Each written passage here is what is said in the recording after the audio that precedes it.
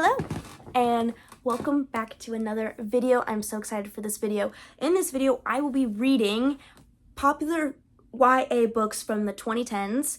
I have 3 of them here, all from my local library. Support your local libraries, people. They're amazing.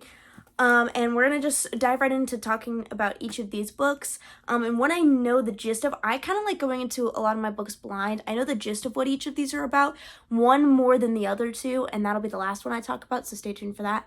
But yeah, we're gonna start off with Legend by Maria Lu. This is a YA dystopian. This came out in 2011, if I recall correctly. I looked up all the dates that the years that these were published, and I can't exactly remember which one goes to which. I mean, I do. This one was 2011. The other two, I think, were 2015 and 2016. So all I know about this is I think it's dual POV, or it follows 2 different characters. I'm pretty positive. Yeah, it's dual POV. It follows June and Day as they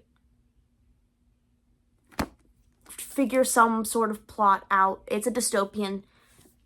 I'm gonna imagine the government has done some stuff. That's all I really know about that one. And then the next one is Stalking Jack the Ripper by, I'm not even gonna try and pronounce that. I will butcher it, but this is actually, okay, this is the first of a trilogy. This is also a series. I don't know how many books are in it. This one follows a girl who is hunting Jack the Ripper, weirdly, stalking Jack the Ripper, and apparently she's in love with him. And Jack the Ripper, like, kills people. Like, Ripper, sorry, not Reaper. I mean, like, what's that? The Grey Reaper, whatever, I'll get back to that in a second. So, she hunts him, and she falls in love with him, or she is already in love with him. That premise is unclear to me. Again, these are the 2 that I don't know 100% about. I'm kind of okay going in a little bit more blind. But these were recommended to me on Fable from fellow readers, and they're like, all 3 of these were series that they grew up with in the 2010s. Well, I was born in 2007, so I grew up in the 2010s, but I kind of missed the boat a little bit, with these 3 series. So, and then the last one, which I'll probably spend the most bit of time talking about it, is The Red Queen by Veronica Aveyard, if I'm pronouncing that correctly. This book has gotten a lot of attention on the internet because a more recent released book called Powerless by Lauren Roberts, people have claimed that this has plagiarized quite a few scenes from this series. This is a 4-book series. This is a trilogy with 2 novellas. I have already read this, and I rated this book 5 stars. I loved it. So, weirdly enough, a part of me is like, I feel like I'm going to love this even more if this was the original content, because I did read the back of this. I did read the synopsis, and I read some spoiler-free reviews on Fable. And yeah, I mean, just the synopsis on the back of this reminds me so much of Powerless. And just that, so I'm like, oh boy. But, however, just at the same, whatever. I'm actually really excited to pick this up, because if I liked Powerless that much, and this is what parts of that were copied from, I'm sure I will love this probably more. I'm super excited, and yeah, these are going to be the 3 books I will hopefully be reading in this video. I'll most likely get to all 3 of them, seeing as they are not crazy long. And I'm going to be starting with Legend by Maria Lu. I really want to read more dystopian, and as this is a dystopian, I'm excited, especially because I'm going into this one the most blind. I think I know more so about these 2 than I do this one, so I'm stoked. Let's get into Legend.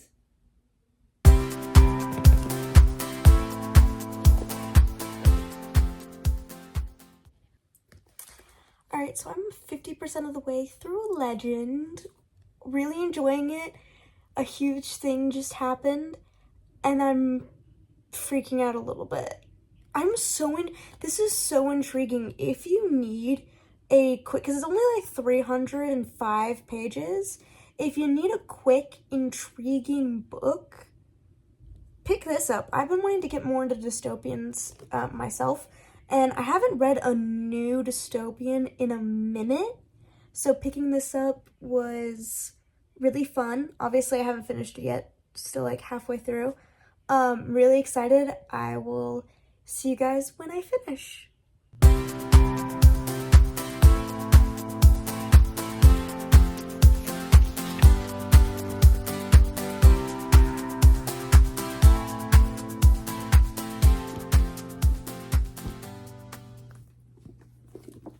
finished Legend and gave it 3.75 stars. This was good. This was good. It was better than I thought it would be. You know, because going into it, I really didn't know what exactly this book would be. Again, I kind of go into a lot of my books somewhat blind. It was really good. I enjoyed it. It was interesting. I liked the dual POV. I loved our main characters of Day and June. Very, very good. Very well written. Very simple and easy to understand. The plot twists were twisting-ish. Like, as someone who reads a lot, I could kind of tell what, like, when the plot twist happened, I was like, okay, I was suspecting that, but I wasn't sure type situation. But that's me personally. Yeah, it was really good. I feel like this series deserves more hype. I mean, I haven't read the next one, but if it's any huge plus to this book, I will be continuing this series. I do want to read the next one. I do want to know what happens. Yeah, this was very, very, very good. Now I will be moving on to Stalking Jack the Ripper. This is a historical fiction, kind of a dark historical fiction. This one I think came out in either 2015 or 2016. Yeah, and I am excited. I'm pretty sure this is about a girl who's trying to hunt down Jack the Ripper, who's a murderer. So, oh my goodness, James Patterson wrote something in here. Cool. Ooh, they got a William Shakespeare quote on the page. That's nice.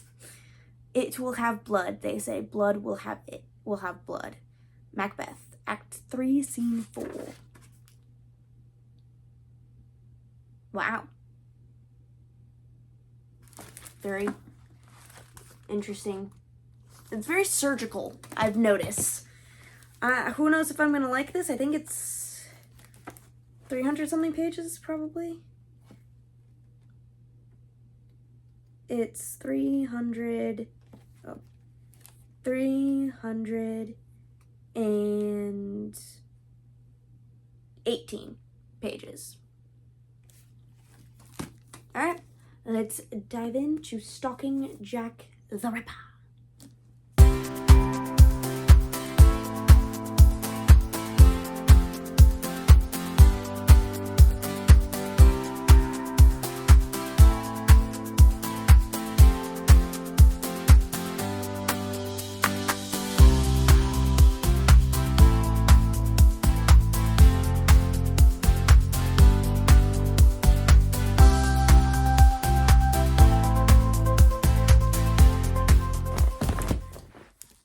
I finished Stalking Jack the Ripper, and I gave it 4.5 stars. It was good. I will say it is very dark. I'm going to preface this by saying it is dark and there's a lot of gory moments because our female main character works with our uncle who's a scientist who is tasked by, like, police to find out why people are murdered. He also, like, cuts into... And I wouldn't say, like, he doesn't work in a morgue or anything. He works in a laboratory, like, studying human bodies type situation. This also takes place in, like, the 1880s. So back then that was probably a somewhat, I mean, in the book it doesn't say it's normal, but, like, for scientific reasons. So if you're someone who gets very squeamish with descriptions of blood and gore, I would not recommend this or the rest of the series, because I'm sure it's gonna follow the same style of writing. I like the mystery aspect of it. And I guess if you are someone who is able to handle blood and gore, you'd be fine with this. I loved the mystery aspect of this book. It was great. I definitely enjoyed it. I will say about 20% of the way, I had two suspects on who Jack the Ripper was. By the end of the book, one of those two suspects, I will not be naming names because I don't want to spoil it, was who Jack the Ripper was. So I wouldn't say it's like obvious, but even I was never 100% sure. I will preface by saying I was like, it tossed me every which way. I'm like, wait, am I wrong? Like, I was never 100% sure on who it was, which was good. It kept me on my toes. I will say, yeah, it's a little dark. That's why I didn't get 5 stars if it wasn't as dark as it is. And I mean, all the characters are morally gray. Like, every one of them. Every one of our main characters, let me preface that. There's some side characters that I'm like, oh yeah, you seem pretty chill. But yeah, I will say the rest of the series, I think there's 4 books and 1, like, novella that takes place during the 3rd one. The first 3 books, Stalking Jack the Ripper, and then the other 2, which I don't know their names, are all no spice, and then the 4th book is The Closed Door. There is romance in this. That was probably my favorite part of the entire story. Love them both. And yeah, it was good. I do recommend, again, prefacing by saying there's talks of murder, there's a lot of talks of violence, there's some substance abuse on a couple of occasions with some characters, and death, grief, stuff talked about, and I'd say some misogyny, a decent amount of misogyny. But that was kind of the time. So yeah, I guess I would recommend this, just again prefacing by saying those are kind of like content warnings. Yeah, now I'm super excited for this one. We'll be moving on to the 3rd and final book of this video, and that is Red Queen.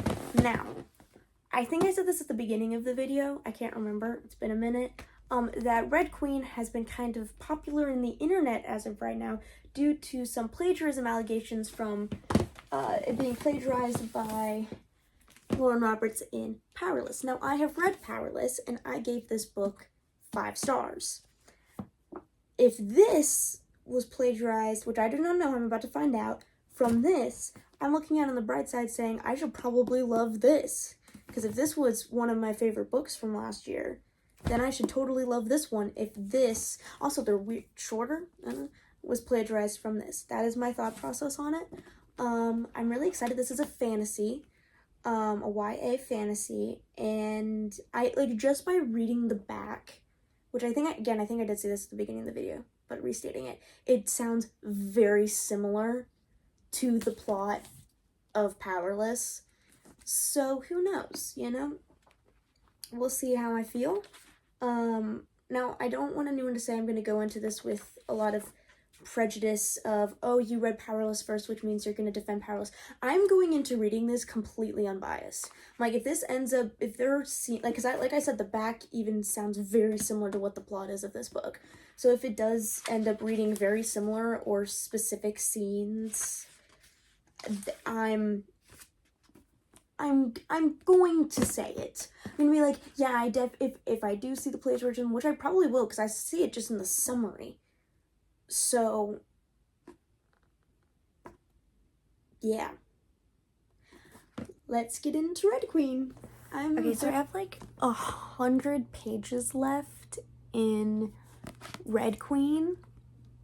I'm already telling you right now. Lauren, come on. So many similarities to Powerless. So many. I feel like I could do a whole video on the similarities, actually. But yeah, I'm going to keep reading. I'm on chapter 23, page 289. Yeah, I'm going to finish this and let you know my final thoughts.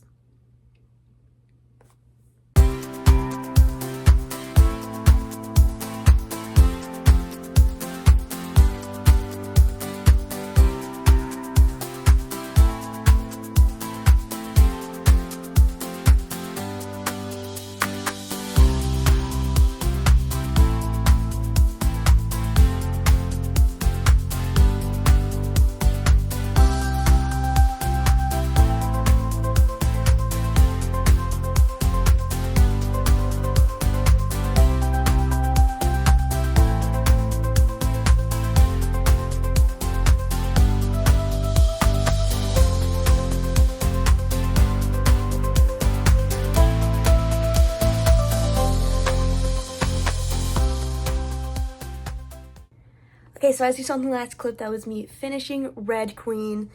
And guys, it is so similar to Powerless.